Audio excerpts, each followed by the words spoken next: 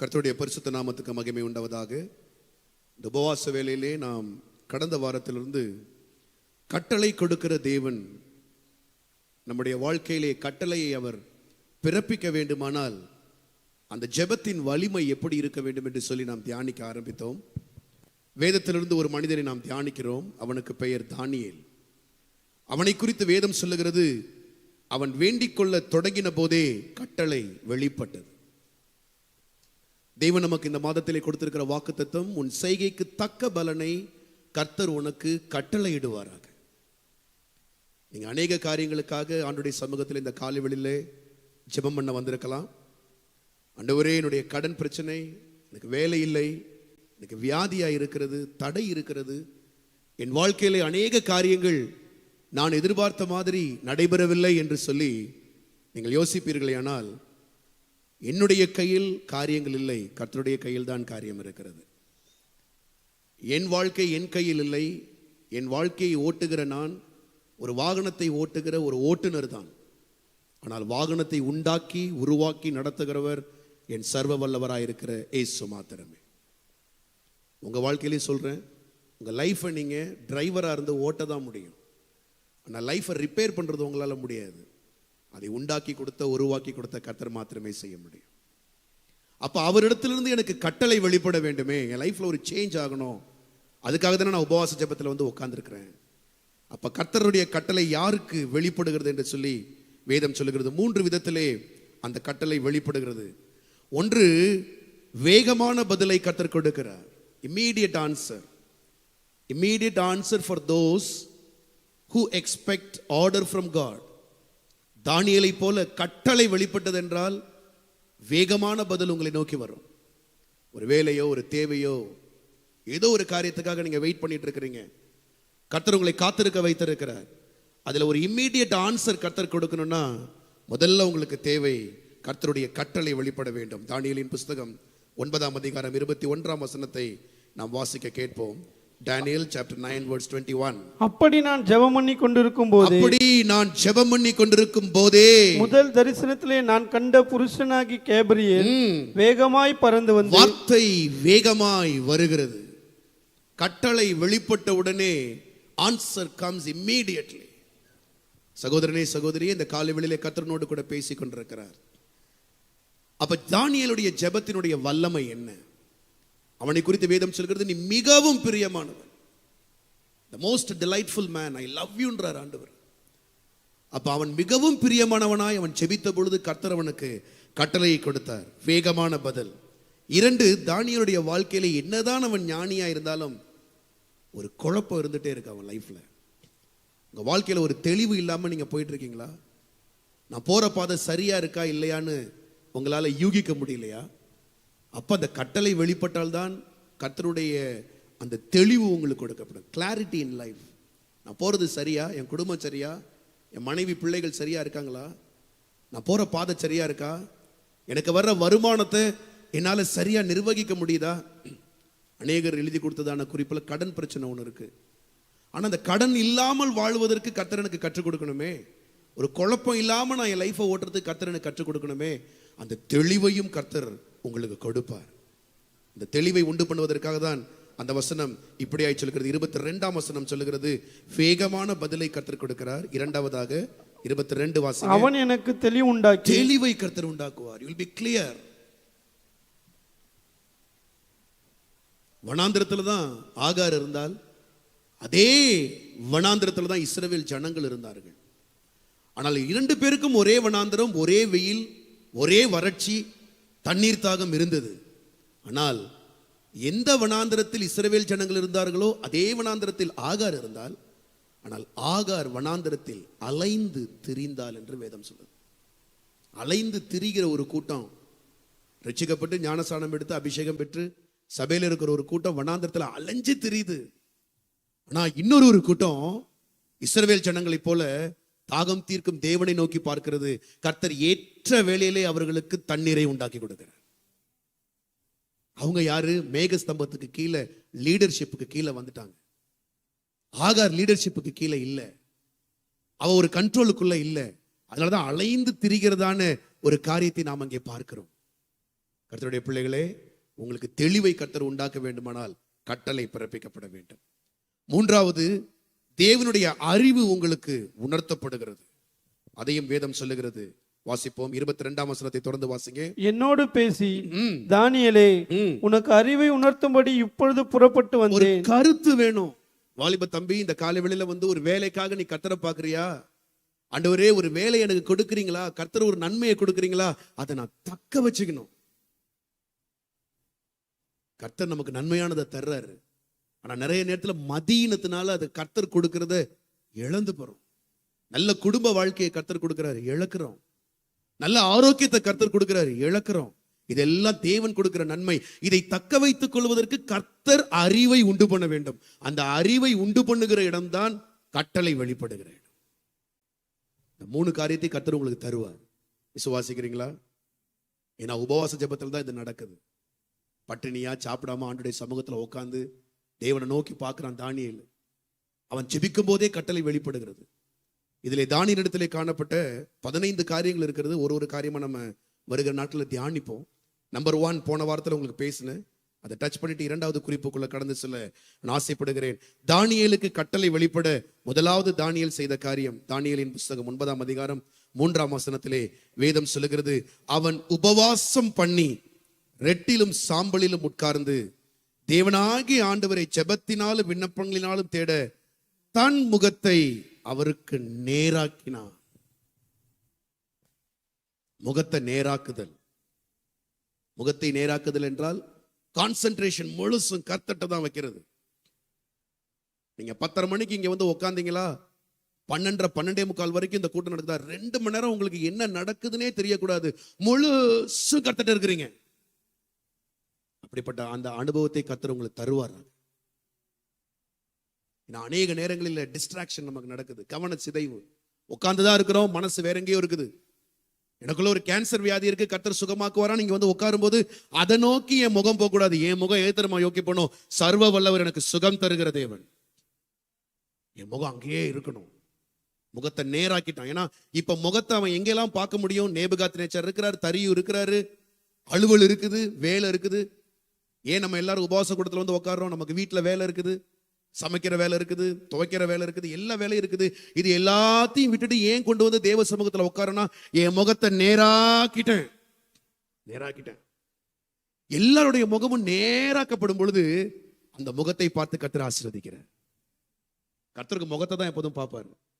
முகம் நேரா இருக்குதா? அந்த முகத்துல என்ன இருக்குது? அந்த முகத்துல கர்த்தருக்கு ஏற்றதான சுத்திகரிப்பு இருக்குது. நீங்க எல்லாம் லேட்டா வராதீங்க, 10:30 மணிக்கு வந்துருங்க கரெக்டா. உங்களுக்கு முதல் பகுதி வச்சிருக்கிறேன் நான். 10:30 10:40 10:50 வரைக்கும் நல்லா முட்டி போட்டு சுத்திகரிங்க. ஏன்னா பாவத்தோட ஆண்டவர்கிட்ட நெருங்க முடியாது. உங்கள் அக்கிரமங்களே நான் உங்களுக்கு செவி கொடுக்காதபடிக்கு என்னுடைய முகத்தை உங்களுக்கு மறைக்கிறதுன்றார் ஆண்டவர். 59ஆம் அதிகாரம் வசனத்துல ஏசாயால சொல்றார் ஆண்டவர், என் முகத்தை உங்களுக்கு மறைக்குது. நீ என்னதான் சத்தம் போட்டு கூப்பிட்டாலும் நான் கேட்கல. ஏன்னா உன் முகத்துல முழுசும் அசுத்தம் இருக்குது, பாவம் இருக்குது, இச்சை இருக்குது. உன் அசுத்தத்தோட நான் உன்னை பார்க்க முடியாது. நல்லா உன்னை சுத்திகரிச்சுக்கும். எடுத்தோடனே தானியேல் ஜெபிக்கல. எடுத்தோடனே முட்டி போட்டு ஜெபிக்காதீங்க. முதல்ல நல்லா ஒரு 10-15 நிமிஷம் நல்லா சுத்திகரிக்கணும். 3 சோப்பு ஆண்டவர் கொடுத்திருக்கிறாரு சுத்திகரிக்கிறதுக்கு. 1 ரத்தம், இயேசுவின் ரத்தம், சத்தமா சொல்லுங்க. 2வது ஒரு சோப்பு கொடுத்திருக்கிறாரு, பரிசுத்த ஆவியானவர். 3வது ஒரு சோப்பு கொடுத்திருக்காரு, வசனம். இது 3 என்ன நல்லா சுத்திகரிக்கும். மீன் குழம்பு நல்லா வைக்கணும், மீன் நல்லா கவுச்சி இல்லாம சாப்பிடணும்னா மீனை சமைக்கிறவங்க முதல்ல என்ன செய்யறாங்க? மீனை நல்லா தண்ணியில போட்டு அலசுறாங்க. அதான் வசனத்துல அலசுறது. அடுத்ததும் அந்த மீன்ல இன்னும் கவுச்சி இருக்கும். அடுத்தது அந்த மீனை என்ன செய்யறாங்க? உப்பு போட்டு உரசுவாங்க. உப்பு போட்டு நல்லா, அது கல்லு உப்பு போட்டு நல்லா உரசுவாங்க. எப்படி பாஸ்டர் உங்களுக்கு தெரியும்? நான் எங்க ஊரே மீன்கார ஊரு. மீன் நல்லா போட்டு உரசுவாங்க. உரச உரச உரச உரச மீன்ல இருக்கிற அந்த ஏன்னா மீன் கவுச்சி பயங்கரமான கவுச்சி போயிடும். 3வது மீன்ல இருந்து இன்னும் அந்த கவுச்சி இருக்கும். நல்லா மஞ்சத்தூள் போடுவோம். புரிஞ்சிருச்சு உங்களுக்குல்ல? மஞ்சத்தூள், உப்பு, தண்ணி, அதுதான் இயேசுவின் ரத்தம், பரிசுத்த ஆவியான ஒரு வசனம். நல்லா சுத்திகரிக்கணும். ஏன்னா கர்த்தர்ட்ட இருந்து ஒரு காரியத்தை நான் வாங்குறதுக்கு அவ்வளவு ஈஸியெல்லாம் வாங்க முடியாதுல்ல. அதான் முகத்தை நேராக்குறான். முகத்தை நல்லா நேராக்கி, ஆண்டவரே என் குற்றங்கள், குறைகள், மீறுதல்கள் செல்லுல பார்த்தது, சினிமா பார்த்தது, அது பார்த்தது, என்ன எல்லாம் சேர்ந்துதான் வந்திருப்பேன். என்ன முற்றிலும் சுத்திகரிங்க ஆண்டவரே. பின்னால உட்காந்து முழுசு சுத்திகரிப்பு தான் பண்ணிட்டு இருந்தேன். ஆண்டவரே, இங்க வந்தவங்க எல்லாரையும் சுத்திகரிங்க ஆண்டவரே. Purify them, purify them. கர்த்தர் நல்ல சுத்திகரிப்பை உங்களுக்குள்ள உண்டாக்கிட்டார்னா, ஆண்டவர் தான் சொல்றாரு யோசுவாவை பார்த்து, யோர்தான் உனக்கு முன்னாடி பிளக்கணுமாப்பா, யோர்தான் கரை புரண்டு ஓடுது, பிளக்கணுமா? 3 நாளைக்கு அப்புறம் தான் பிளக்கும். 3 நாளைக்கு முன்னாடி நீ உட்காந்து 3 நாள் எல்லாரும் என்ன பண்ணுங்க? சுத்திகரிங்க. நல்லா உங்களை ரிஃபைன் பண்ணுங்க. போன வார செய்தியில சொல்லியிருக்க எதெல்லாம் சுத்திகரிக்கணும்னு நான் திருப்பி அந்த செய்திக்குள்ள போக விரும்பல. நல்லா முகத்தை நேராக்கிருங்க, கான்சென்ட்ரேட் பண்ணுங்க. இங்க வந்து எதையுமே யோசிக்காதீங்க. தேவ சமூகத்துல வந்து ஒரு 2 மணி நேரம் கர்த்தரையே நல்லா நோக்கி பார்த்துட்டீங்கன்னு வைங்களேன், கர்த்தருடைய முகம் உங்கள் மீது பிரகாசிக்கும். நீங்க எந்த தேவைக்காக கர்த்தரிடத்துல இன்னைக்கு வந்திருக்கீங்களோ, கர்த்தர் நிச்சயமாகவே அதற்கான விடுதலையை கர்த்தர் கொடுப்பார். முதல்ல நல்லா 20 நிமிஷம் சுத்திகரிங்க. அதுக்கப்புறம் ஒரு 20 நிமிஷம் உங்களை உட்கார வச்சு துதிப்பாட்டு பாடுறாங்க, அது நல்லா கை தட்டி பாடுங்க. 3வது ஒரு பகுதி, நல்லா அபிஷேகத்தின் பகுதியில ஒரு ஊழியக்காரங்க நடத்துறாரு, நல்ல அந்நிய பாஷையை பேசுங்க, ஆண்டவர்ட்ட நல்லா போராடுங்க. ஆண்டவரே, நீர் என்னை நிரப்பித்தான் ஆகணும்னு சொல்லுங்க. ஆண்டவர்ட்ட நல்லா செல்லமா பேசுங்க. ஒரு ஆமென் சொல்றீங்களா? அப்பாட்ட பேசுற மாதிரி ஆண்டவர்ட்ட பேசுங்க. ஆண்டவரே, நிரப்புங்க ஆண்டவரே, நிரப்புங்க ஆண்டவரே. இந்த பாஷை பத்தாது, இன்னும் போன ஆண்டவரே, இன்னும் போன ஆண்டவரே. அவர் சொல்றாரு, உங்களுக்கு ஆவியில நடத்தும் போது உங்களுக்கு சொல்றாரு, அந்நிய பாஷை பேசுறதுங்களா பேசுங்க, நல்ல கர்த்தரோடு அந்நிய பாஷையில பேசுங்க. ஏன்னா அந்நிய பாஷையில பேசுறது நல்லா தெரிஞ்சுக்கோங்க, இந்த லாங்குவேஜ் கர்த்தருக்கும் நமக்கும் தான் தெரியும், வேற யாருக்குமே தெரியாது. பிசாசுக்கு தெரியாத லாங்குவேஜ் அந்நிய பாஷை. ஆனா அந்த அந்நிய பாஷை ஆரம்ப நிலையிலே இருக்கக்கூடாது, நல்லா கர்த்தர்ட்ட பேசணும். அதுக்காக கிருபையை கேளுங்க. ஆண்டவரே கிருபையை தாங்க. வரலன்னு சோர்ந்து போய் உட்காந்துடக்கூடாது. எது உங்களுக்கு ரொம்ப வரலையோ அதை போராடி கர்த்தரிடத்துல இருந்து வாங்கணும். ராமேன்னு சொல்றீங்களா? நல்லா பேசுங்க ஆண்டவர்ட்ட. அதுக்கப்புறம் கர்த்தர் வசனத்தை தர்றாரு, இந்த வசனத்தை பிடிச்சிட்டு வீட்டுக்கு போங்க. கண்டிப்பாய் கர்த்தர் உங்கள் காரியத்துல ஒரு மாறுதலை உண்டு பண்ணுவார். எத்தனை பேர் ஆமென் சொல்றீங்க? அல்லேலூயா, அல்லேலூயா. இரண்டாவதாக நாம் பார்க்கிறோம் தானியேல் செய்த காரியத்தை. சுருக்கமா நான் பேசுறேன், எனக்கு நேரம் இல்லை, நீங்களும் வீட்டுக்கு போனோம். தானியேல் செய்த இரண்டாவது காரியம், கட்டளை வெளிப்படுவதற்கு முழங்கால் படியிட்டு. நீங்க அதை முக்கியமா பேச போறேன். நிறைய பேர்கிட்ட நான் சொல்றேன், முழங்கால் படியிட்டு ஜெபம் பண்ண ஆரம்பிங்க. Please start. இப்ப ஜெபம் நடத்தும் போது 10 பேர் உட்கார்ந்தா இருந்தீங்க, முட்டி போடுங்க.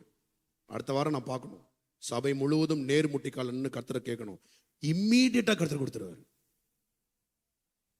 ஆண்டவருக்கு முழங்கால் ஜெபம் ரொம்ப பிடிக்கும்.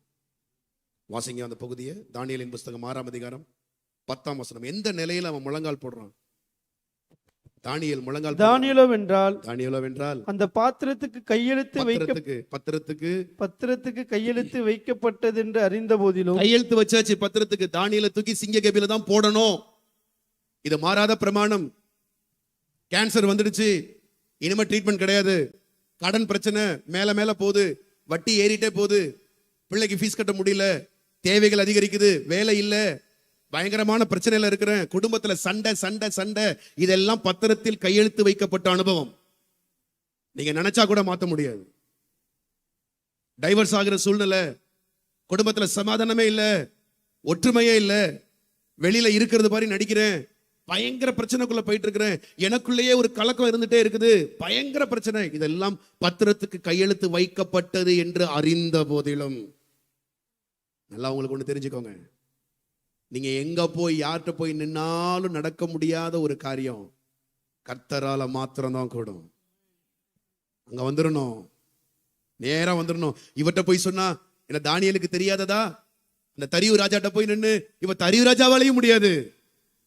நிறைய விஷயம் உங்களுக்கு செய்யறேன்னு சொன்னவங்களாலையும் முடியாது, வாக்கு பண்ணவங்களாலையும் முடியாது. நான் நிறைய அதெல்லாம் பார்த்துருக்கிறேன். இப்படி செஞ்சு கொடுக்குறேன், அப்படி செஞ்சு கொடுக்குறேன், அப்படி மாத்தி கொடுக்குறேன், இப்படி மாத்தி கொடுக்குறேன், ஒருத்தராலையும் முடியாது.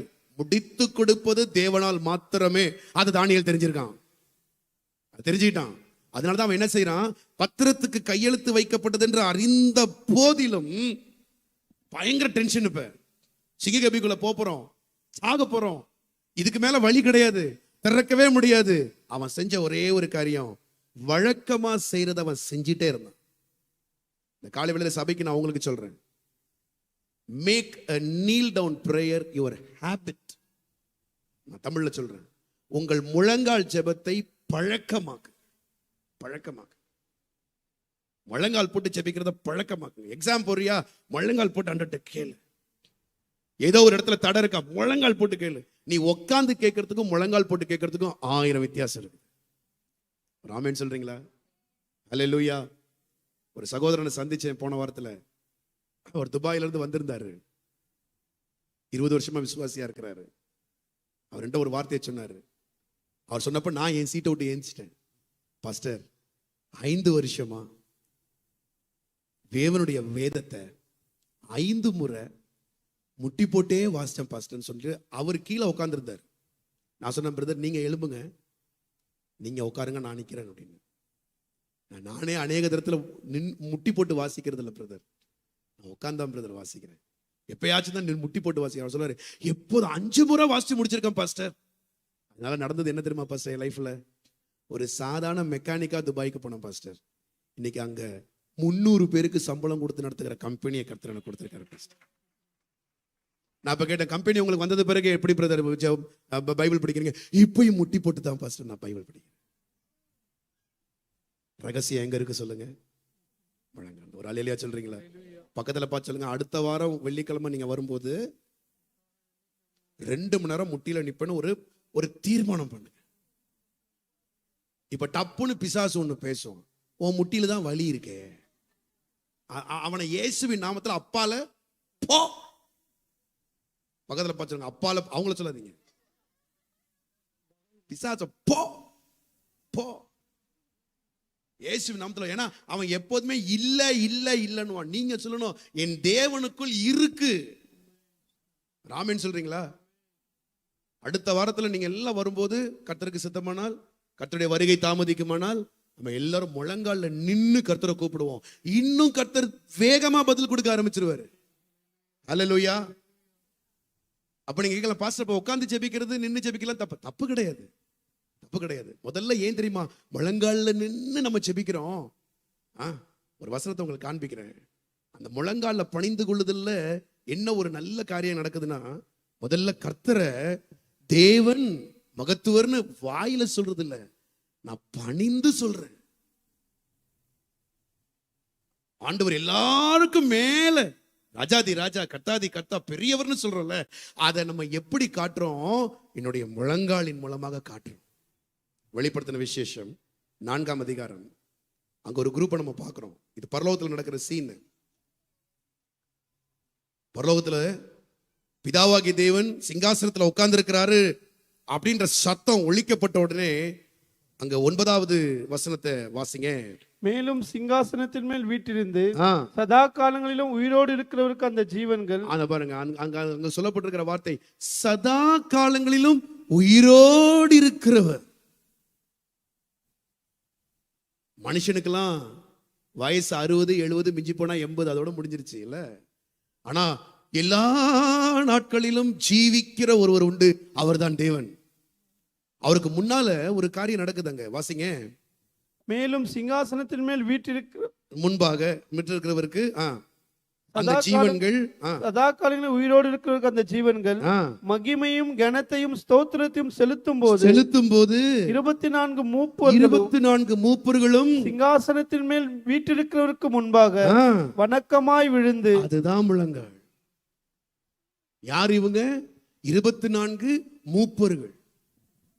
மூப்பர்கள் என்றால் இவர்கள் யார் என்றால், மனசாட்சியின் காலத்துல ஆபேல்ல இருந்து மோசே வரைக்கும் ஒரு குரூப் வாழ்ந்தாங்கல்ல, அந்த குரூப் 24 மூப்பர்கள். ஆபிரகாம், ஈசாக்கு, யாக்கோபு, இவங்க எல்லாம் பிதாவாகிய தேவன் சிங்காசனத்துல உட்கார்ந்துட்டாருன்னு சொன்ன உடனே அவங்க எல்லாரும் விழுறாங்க. இப்ப நீங்க கேட்டீங்களே என்னட்ட, ஏன் பாஸ்டர் உட்கார்ந்து ஜெபிக்க கூடாதா, நின்னு ஜெபிக்க கூடாதா? இவங்களுக்கு சீட்டு இல்லாமையா முழங்கால் போடுறாங்கன்னு நீங்க நினைக்கிறீங்க? 4ஆம் வசனத்தை வாசிங்க. அவங்க சீட்டு, அந்த சிங்காசனத்தை சூழ 24 சிங்காசனங்கள் இருந்தன. 24 சிங்காசனம் இருக்கு. இத போட்டது யாரு? ஆண்டவர் தான். இதுல உட்கார்ந்து அவங்க துதிக்கலாமா? துதிக்கலாம், ஸ்தோத்திரிக்கலாம். ஆனாலும் 24 சிங்காசனங்கள் இருந்தாலும் அவர்கள் வணக்கமாய் விழுந்ததை தான் அவர்கள் விரும்புகிறார்கள். இதுதான் முதல்ல நீங்க முழங்கால் போட்டு ஜெபிக்கிறதுக்கான ரீசன். நீங்க ஏன் முழங்கால் போடுறீங்க தெரியுமா? கர்த்தருக்கு முன்பதாக நான் என்ன செய்யறேன்? முற்றிலும் சரண்டர் பண்ணிடுறேன். ஒரு நன்மையை ஆண்டோட்ட வாங்கணும்னா அப்படிதாங்க வாங்கணும். ஒரு ஒரு அதிகாரிட்டு ஒரு ஒரு ஃபைல்ல கையெழுத்து வாங்குறதுக்கு அவன் போய் sir sir sir sir sir sir sir வாங்குறான்ல. அப்ப கர்த்தரிடத்துல இருந்து நன்மையை ஆண்டவர் எனக்கு செய்யணும் இப்படி உட்காந்துட்டுல இருந்தா ஆண்டவர் வச்சு நீ அப்படியே இருமா, நான் வணக்கமா விழுறேன் ஆண்டவரே, நான் பணிகிறேன் ஆண்டவரே. அதெல்லாம் சங்கீதக்காரன் சொல்லுவான், நம்மை உண்டாக்கின கர்த்தருக்கு முன்னதாக பணிந்து குனிந்து முழங்கால் படியிட கடவுள். நான் உங்களை பழைய ஏற்பாட்டு ஆள் மாதிரிலாம் முழங்கால் போட சொல்ல, அப்படிலாம் சொன்னீங்கன்னா நீங்க போயிருவீங்க. பழைய ஏற்பாட்டு ஆள் எப்படி தான் முழங்கால் போடுவான், 2 முட்டியும் போட்டு தொப்பை கீழே பட முட்டி தரையில பட விழுந்து கிடப்பான். அப்படிதான் இன்னைக்கு முகமதியர்கள், அவங்க தலையில பாத்தீங்கன்னா கருப்பு இருக்கு. உங்க தலையிலலாம் கருப்பு வரணும்னு நான் விசுவாசிக்கிறேன். உங்க தலையில வர வேணாம், காலில் வரணும், முட்டியில. முகமதியர்கள்லாம் பாருங்க, முஸ்லீம் ஃப்ரெண்ட்ஸ் உங்களுக்கு இருக்காங்களா, முதல்ல அவங்க நெத்தியை தூக்கி பாருங்க, இந்த இடத்துல கருப்பா இருக்கும். என்னைக்காச்சும் யோசிச்சிருக்கீங்களா? அவருக்கு படையெல்லாம் வரல, அவர் சொரியெல்லாம் இல்லை அவருக்கு. அவர் கிட்டத்தட்ட தொழுகை பண்ணி பண்ணி பண்ணி பண்ணி முட்டி முட்டி முட்டி முட்டி இந்த இடம். நீங்க போய் ஒரு முஸ்லீம் எடுத்து போகும்போது நின்று பார்த்துட்டு போங்களேன், பாச சொன்னது உண்மையா பொய்யான்னு பார்த்துட்டு போங்களேன். பார்த்துட்டு போங்க. வீட்டு பக்கத்துல இருந்தா ஒரு முஸ்லீம், நல்ல வயசான முஸ்லீம், ஒரு 60-70 வயசு முஸ்லீமை கூட்டு பாருங்க, அவர் 30-40 வருஷம் தொழுகையில முட்டிருப்பாரு. ஜீவனற்ற தேவனுக்காக அவர்கள் முட்டும் பொழுது ஜீவனுள்ள தேவனுக்காக நம்ம என்ன செய்யணும்? முழங்கால் போடணும். அல்லேலூயா. முட்டுங்க. ஏன் பிரதர் 20 லட்சம் கடனுக்கு நான் முட்டி தானே ஆகணும்? ஒரு ஆமேன்னு சொல்றீங்களா? நான் ஒரு 2 நிமிஷம் ஜெபம் பண்ணிட்டு ஆண்டவரே வச்சுக்கணும். இப்படி ஒரு நன்மையை வாங்குறதுக்கு முழங்கால் போடணும். இன்னைக்கு ஒரு தீர்மானம் எடுத்துட்டு போங்க. யாரெல்லாம் யூடியூப்ல கேட்குறீங்க, நல்லா வீட்டில் தீர்மானம் எடுங்க. நான் முழங்கால் போடுவேன், ஊழியத்தில் நல்லா கர்த்தர் விருத்தி அடையணுமா, நானும் முழங்கால் போட்டு தான் ஜெபிப்பேன். உங்களோட இருக்கிறதுனால இங்க நான் உங்களோட உட்காந்து உங்களை பார்க்கறது போறது வர்றதுக்காக இருக்கிறேன். என்னுடைய தனிப்பட்ட அறையில முழங்கால் போடாம இருந்ததே இல்லை. அதனால கர்த்தர் என்னை ஆசீர்வதிக்காமையும் இல்லை. முழங்கால் ஜெபத்துக்கு அவ்வளவு பவர் இருக்கு. நெடுமுட்டிக்கால நிக்கணும். 1 மணி நேரம் நின்று பாருங்க, கொஞ்சம் அப்படி இப்படி வலிக்கிற மாதிரி இருக்கும், பயப்படாதீங்க. கர்த்தர் அதுல இருந்து உங்களுக்கு விடுதலையை கொடுப்பாரு. நீங்க தான் செய்யணும். அதை நெருக்கத்துல, எவ்வளவு நெருக்கத்துல இருக்கீங்களோ அவ்வளவு நெருக்கத்துல செய்யுங்க. கேன்சர் வியாதி இருக்கா, கிட்னி ப்ராப்ளம் இருக்கா, உங்களுக்கு தடையா இருக்குதா, நல்லா முட்டி போட்டு முட்டி போட்டு முட்டி போட்டு கர்த்தர்ட்ட கூப்பிடுங்க நல்லா.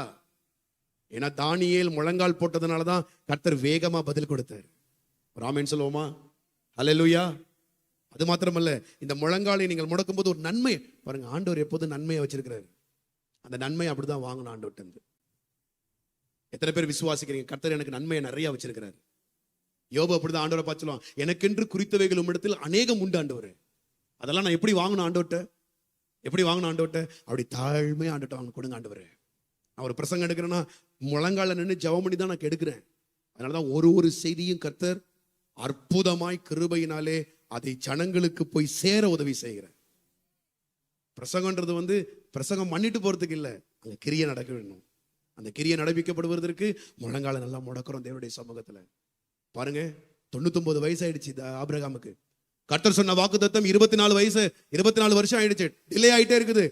டிலே ஆக நமக்கெல்லாம் கொஞ்சம் டயர்ட் ஆகும் தெரியுமா? இல்ல, மேபி முதல் வருஷம் முட்டி போடுவீங்க, 2வது வருஷம் முட்டி போடுவீங்க. போக போக டிலே ஆக கர்த்தர் டிலே பண்ணிட்டே இருக்கிறாரு. போதாண்டவரே. ஆனா ஆபிரகாம்கிட்ட 24 வருஷம் டிலே ஆனாலும் அவனுடைய உற்சாகம் போல. இன்னைக்கு சகோதரியை உன்னை பார்த்து சொல்றேன், நீ நெடுங்காலமாய் காத்திருந்து உன் இருதயம் சோர்ந்து போனாலும் இன்னைக்கு ஆண்டவரை பார்த்து சொல்லு, ஆண்டவரே என்ன மறுபடியும் நான் முழங்கால் போட்டுறேன் ஆண்டவரே. நீ ரொம்ப நாளா காத்திருந்து நீ ஆண்டவரை விட்டு கொஞ்சம் தூரம் போய் கொஞ்சம் படுத்துடலாம் அப்படின்னு 38 வருஷம் உள்ளவனை போல நீ படுத்திருந்திருக்கலாம். ஆனா ஆண்டவர் இந்த காலை வேளையில சொல்றாரு, ஆபிரகாமை போல வேகமா எழும்பு. ஆபிரகாம் அந்த இடத்துல சோர்ந்து போல. ஆதியாகமத்தின் புத்தகம் 18ஆம் அதிகாரம் 1ஆம் வசனத்தை வாசிங்க, வேகமா வாசிங்க. ஆதியாகமத்தின் புத்தகம் 18ஆம் அதிகாரம் 2ஆம் வசனத்தை வாசிங்க. 1 வேணா 2 வாசிங்க. தன் கண்களை ஏறெடுத்து பார்க்கும்போது இதோ 3 புருஷர் அவருக்கு எதிரே நின்றார்கள். அவர்களை கண்டவுடனே கூடார வாசலிருந்து அவர்களுக்கு எதிர்கொண்டு ஓடி தரை மட்டும் குனிந்து. சொல்லுவீங்களா? என்ன செஞ்சிட்டான்? தரை மட்டும் குனிஞ்சிட்டான். ஏன்? எனக்கு இப்ப பிள்ளை வேணும். ஆனா அவர் பிள்ளை கொடுக்கதான் வர்றாருன்னு ஆபிரகாமுக்கு தெரியாது. தெரியுமா ஆபிரகாமுக்கு?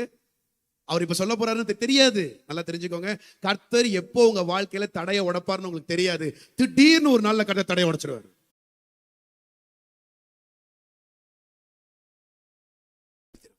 ராமேன் சொல்றீங்களா? அவன் நேரா ஓடி போய் தரை மட்டும் குனிஞ்சி. அதனாலதான் ஆண்டவர் சொல்றாரு, ஆபிரகாம் எனக்கு சிநேகிதன். முட்டி போடுவதற்கு கர்த்தர் உங்களுக்கு உதவி செய்வாராக. 2வதாக நாம் பார்க்கிறோம், ஏன் நாம் முழங்கால் இடுகிறோம்?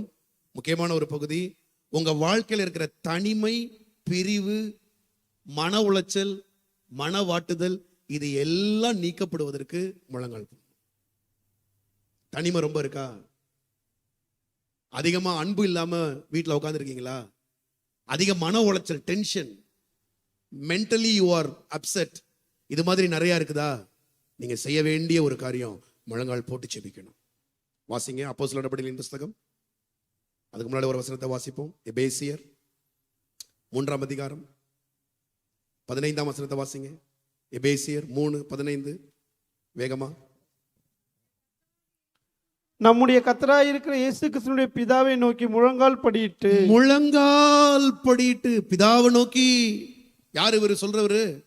அப்போஸ்தலனாகிய பரிசுத்த பவுல். 9 வரங்கள் இருந்தவர், பிரம்மாண்டமான ஊழியத்தை செய்தவர், பல சபைகளை கட்டி எழுப்பினவர், 13 நிருபங்களை எழுதியவர். இப்பேற்பட்ட பெரிய அப்போஸ்தலன் அவர் நிருபத்தில் சொல்றாரு, பிதாவாகிய தேவனை நோக்கி நான் முழங்கால் படியிடுகிறேன். ஐ நீல் டவுன். எதுக்காக? அடுத்த வசனத்தை வாசிங்க. நீங்கள் அவருடைய ஆவியினாலே உள்ளான மனுஷனில் வல்லமையாய் பலப்பட. உள்ள ஒரு மனுஷன் இருக்கான் உங்களுக்குள்ள. அந்த மனுஷன் அடிக்கடி சோர்ந்து போறான். 10 ஸ்தோத்திரத்துக்கு மேல போட முடியல. பிரச்சனையை பார்த்தாலே அவன் உட்கார்ந்துடுறான், அவன் வேதனைப்படுறான், துக்கப்படுறான். மனுஷங்க யாராச்சும் ஏளனமா பேசிட்டா அவன் இருதயம் வாதிக்கப்படுது. அவமானத்தை தாங்க முடியல, நிந்தையை தாங்க முடியல.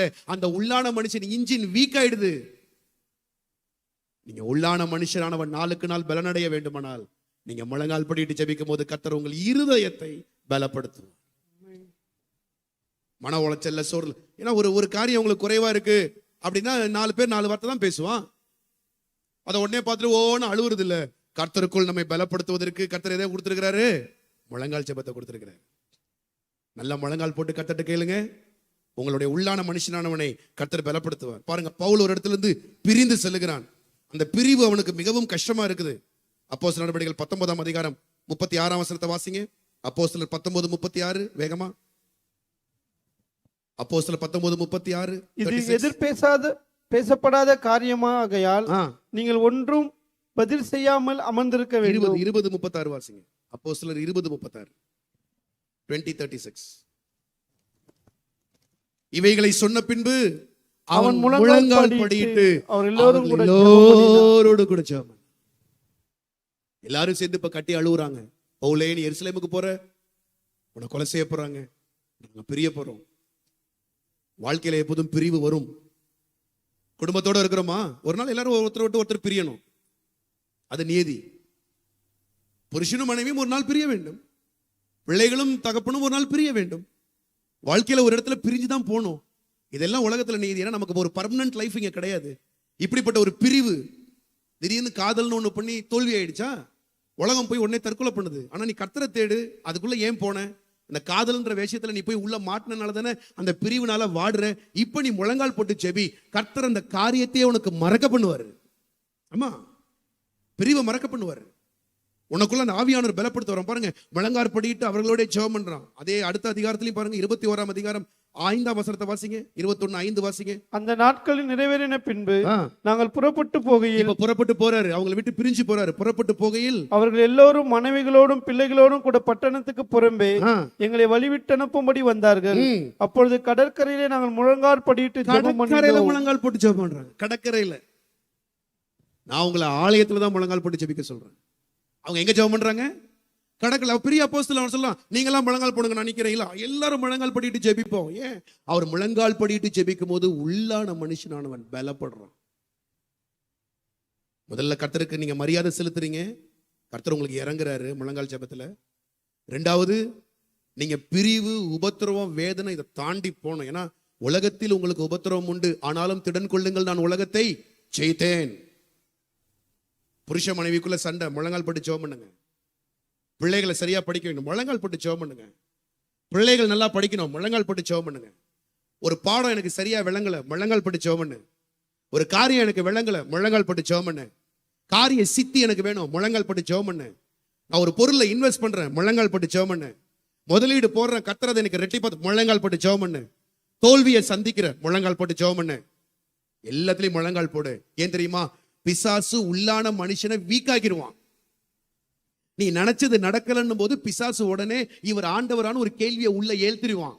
ஆனால் என் தேவன் இப்ப எனக்கு கொடுக்கலனாலும் எப்ப வேண்டுமானாலும் அவர் சுத்தத்தின்படி கொடுப்பார் என்கிற நிச்சயத்தை கொடுப்பதுதான் அந்த முழங்கால் ஜெபம். எத்தனை பேர் ஆமென் சொல்றீங்க? ஏன்னா உங்க மனசு ஆண்டவரோட தூரம் போயிடும். உங்களை பின்மாற்றத்துக்குள்ள பிசாசு கொண்டு போயிடுவான். உங்களை கர்த்தருக்குள்ள நிலைப்படுத்துவது எது தெரியுமா? அந்த முழங்கால் ஜெபம். நல்லா தெரிஞ்சுக்கோங்க, அடிச்சாலும் பிடிச்சாலும் எங்க அப்பா கொடுத்தாதான் எனக்கு ஆசீர்வாதம். அல்லேலூயா, அல்லேலூயா. பிசாசு அப்பப்ப காதுல வந்து கண்டதையும் பேசிட்டு போவான். அதை பறிச்சு எனக்கு கவலையே கிடையாது. எங்க அப்பா எனக்கென்று வச்சதை எனக்கு தருவாரு. அதை பெற்றுக்கொள்வதற்காக நான் முழங்கால் படியிட்டு அதை நான் வாங்கிக்கிறேன். மூணாவது, ஏன் முழங்கால் ஜெபம்? உன் மேல வர்ற நியாய தீர்ப்பு எடுக்கப்படணும்னா முழங்கால் போடணும். ஜட்ஜ்மெண்ட். கர்த்தர் கோபம் உள்ள தேவன், எரிச்சல் உள்ள தேவன். கர்த்தருக்கு விரோதமாய் நாம் காரியங்களை நடப்பிக்கும் போது கர்த்தருக்கு கோபம் வரும், கர்த்தருக்கு எரிச்சல் வரும். எரிச்சல் வரும்போது அவர் நியாய தீர்ப்பை கொடுத்துருவாரு. நியாய தீர்ப்பு கொடுக்கப்படும் பொழுது அந்த நியாய தீர்ப்பை எடுக்கணும்னா நான் முழங்கால் போட்டு தான் கர்த்தரிடத்துல இருந்து வாங்கணும். வேற வழி எனக்கு கிடையாது, வழி எனக்கு கிடையாது, வழி எனக்கு கிடையாது. அதை குறித்து நான் தொடர்ந்து ஆழமாய் பேச விரும்புகிறேன், ஆனால் இப்பொழுது நேரம் இல்லை. இதோடு கூட முடிக்கிறேன். ஒரே ஒரு எச்சரிப்போடு முடிக்கிறேன். நியாய தீர்ப்பை குறித்து வரும் நாட்கள் நம்ம தியானிப்போம். How to pass or move away from judgment. Your kneel down prayer is a must. ஆனா இதுல ஒரே ஒரு காரியத்தை நான் முக்கியப்படுத்தி சொல்றேன். முழங்கால் போடணுன்றதுனால, முழங்கால் மாத்திரம் போடுறதுனால விஷயம் நடக்காது. இது வேளாங்கண்ணி கோயிலையும் நடக்குது, திருப்பதி கோயிலையும் நடக்குது, பழனி ஆண்டவர்ட்டையும் நடக்குது. இப்ப அந்த முழங்காலுக்கு இந்த முழங்காலுக்கு என்ன வித்தியாசம்னு சொல்லி முடிக்கிறேன். வேளாங்கண்ணிக்கு வந்தீங்கன்னா எங்க ஊர் பக்கத்துல தான் இருக்குது. தங்க வாழ்க்கையில் ஏதாச்சும் ஒன்று நடக்கணும்னு சொல்லிட்டு 1 கிலோமீட்டர் முட்டியை தேய்ச்சியே போவாங்க ரோமன் கத்தோலிக்கர்கள். அப்படி ஏந்திரிச்சு வரும்போது நான் கண்ணால பார்த்துருக்கேன், ரத்தம் ஊத்தும். அப்புறம் போய் அதுக்கு மெடிக்கல் ட்ரீட்மெண்ட்லாம் போட்டு கார்ல உட்காந்து ஊருக்கு போவாங்க. நான் பார்த்துருக்கேன், கண்ணால பார்த்துருக்கேன். வேளாங்கண்ணி கோயிலுக்கு எய்தாப்புல போனவங்களுக்கு, ஆர்சியில இருந்து ரசிக்கப்பட்டீங்கன்னா உங்களுக்கு தெரியும். பழனி கோயிலுக்கு என் வாழ்க்கையில மாறுதல் நடக்காதான்னு சொல்லிட்டு நாக்குல குத்தி கிழிச்சு போறான். அதே போல நீங்க ஆண்டவரை நினைச்சு கூடாது. முழங்கால் என்பது எதை குறிக்கிறது தெரியுமா? முழங்காலை நான் முடக்குகிறேன் என்றால் என் இருதயத்தை முற்றிலும் நான் சர்வன்ட்டா கர்த்தர்ட்ட ஒப்பு கொடுத்துட்டேன்னு அர்த்தம். அதான் முழங்கால். அதுக்காக தான் நான் முழங்கால் படுகிறேன். ஏசாயா 45ஆம் அதிகாரம் வேகமா வாசிப்போம். ஒரே ஒரு வசனத்தை 22, 23 வாசிங்க. Isaiah chapter 45 verse 22. ஏசாயா 45, 22 வாசிங்க. பூமியின் எல்லையெங்கும் உள்ளவர்களே, என்னை நோக்கி பாருங்கள், என்னை நோக்கி பாருங்கள், அப்பொழுது ரட்சிக்கப்படுவீர்கள்.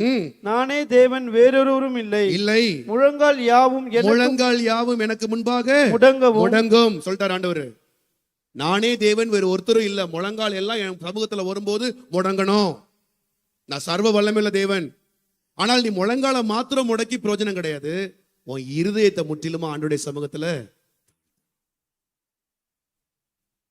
பிசாசு முழங்கால் போட்டு தான் ஜெபம் பண்ணும், தெரியுமா உங்களுக்கு?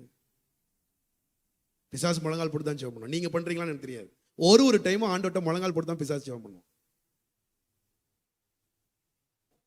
6000 பிசாசு ஒருத்தன்ட்ட இருந்துச்சுல, லேகி ஒண்ணு ஒருத்தர் இருந்தான்ல கல்றையில.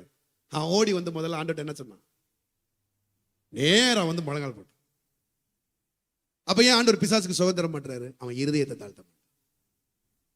பிசாசு முழங்கால் போடுவான். இன்னொரு சம்பவத்தை நான் சொல்றேன். வேதத்துல ஒரு மனுஷன் இருந்தான். அவன் தன்னை நீதிமானா காட்டணும்னு நினைச்சிட்டு முழங்கால் போட்டான். மார்க் எழுதின சுவிசேஷம் 5ஆம் அதிகாரம் 6ஆம் வசனத்தை வாசிங்க. மார்க் 5:6.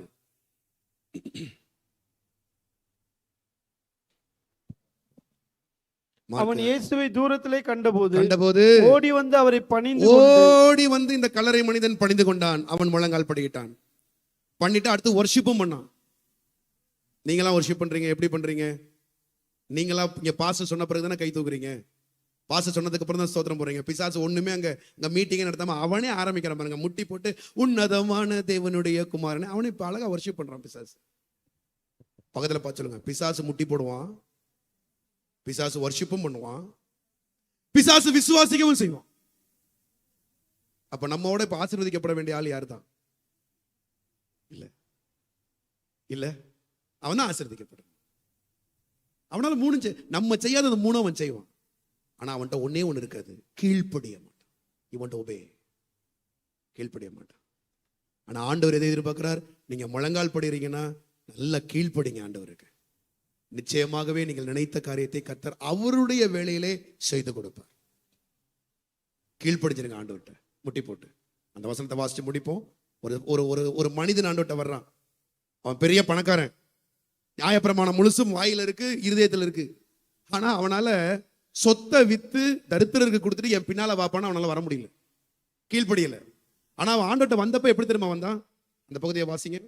மார்க் எழுதின சுவிசேஷம் 10ஆம் அதிகாரம் 19ஆம் வசனத்தை வாசிங்க. மார்க் 10:19. 17 வாசிங்க. 17. பின்பு அவர் புறப்பட்டு வழியிலே போகையில் ஒருவன் ஓடி வந்து அவருக்கு முன்பாக முழங்கால் போட்டான். ஆனா இப்ப முழங்கால் போட்டதெல்லாம் நல்லா தான் இருந்துச்சு. ஆனா 22ஆம் வசனம் என்ன சொல்லுது வாசிங்க. அவன் மிகுந்த ஆஸ்தியுள்ளவனா இருந்தபடியினால் இந்த வார்த்தையை கேட்டு மனமடிந்து துக்கத்தோட போய்விட்டான். துக்கத்தோட போயிட்டான். பிளெஸிங் கிடைக்கல. அப்ப முழங்கால் போடுற எல்லாருக்கும் பிளெஸிங் உண்டா பாஸ்டர்? முழங்கால் போடுறதுனால பிளெஸிங்கா? கிடையாது. அதனால முழங்கால் போடக்கூடாதா? இல்ல, முழங்கால் போடணும். என்ன பாஸ்டர் இப்படின்னா அப்படின்றீங்க? அப்படின்னா சொல்லுங்க, நீங்க விளங்கிட்டீங்களா? நீங்க விளங்கிக்கிறதுக்கு தான் இப்ப நான் உங்களை குழப்பினேன். நீங்களா தெளிவா விளங்கிக்கணும். நிறைய பேர் முட்டி போட்டு 1 மணி நேரம் நின்று ஆண்டவர் இறங்க. கர்த்தர் இருதயத்தை பார்க்கிறாரு. ஆனா அதே நேரத்துல உன் முழங்காலும் கர்த்தருக்கு முன்பதாக முடங்க வேண்டும். இவனுடைய இன்டென்ஷனை பார்த்துட்டாரு. எப்போதுமே கர்த்தர் உன்னை ஆசீர்வதிக்கணும், உன் இருதயத்தை பார்த்து தான் கர்த்தர் ஆசீர்வதிப்பாரே ஒழிய வெளிக்கிரியைகளை பார்த்து கர்த்தர் ஆசீர்வதிக்கிறவர் அல்ல. ஆனாலும் முழங்கால் படிட்டு கர்த்தர்ட்ட தாழ்மையா கேட்கும் போது கர்த்தர் உங்களுக்கு கொடுப்பார். ஆமென் சொல்றீங்களா? அதனால அடுத்த வாரத்திலிருந்து இந்த முழங்கால் ஜெபத்தை குறித்து இன்னும் கொஞ்சம் ஆழமா உங்கள்கிட்ட நான் பேசுறேன். 3 காரியம் வேணும்னு ஆண்டவர்ட்ட நல்லா ஜெபத்துல கேளுங்க. ஆண்டவரே, என் பிரச்சனைக்கு சீக்கிரமா ஒரு பதில் வேணும். எத்தனை பேர் வேணும்ன்றீங்க? என் வாழ்க்கையில ஒரு தெளிவு வேணும். எத்தனை பேர் ஆமென் சொல்றீங்க? எனக்கு நல்ல அண்டர்ஸ்டாண்டிங் கொடுங்க. என் வாழ்க்கையை எப்படி நடத்தணும்னு ஒரு புத்தி கொடுங்க. எனக்கு புத்தி இல்லாமே நான் உட்காந்துருக்கேன். எத்தனை பேர் ஆமென் சொல்றீங்க? இதெல்லாம் செய்யணும்னா முதல்ல முகத்தை நேராக்கிருங்க, முழங்கால போடுங்க. முழங்காலின் மூலமாக கர்த்தர் உங்களுக்கு இந்த காரியங்களை செய்து கொடுக்க வல்லவராயிருக்கிறார். நம்ம எல்லாரும் முழங்கால் படிடுவோம். ஒரு நிமிஷம் முழங்கால் போடுங்க, பயப்படாதீங்க. பாதி பேருக்கு அடுத்த ஆர்த்தோ டாக்டர் என்ன சொல்ல போறாருன்ற பயம்தான். இவங்க ஜெபம் பண்ணியாச்சா?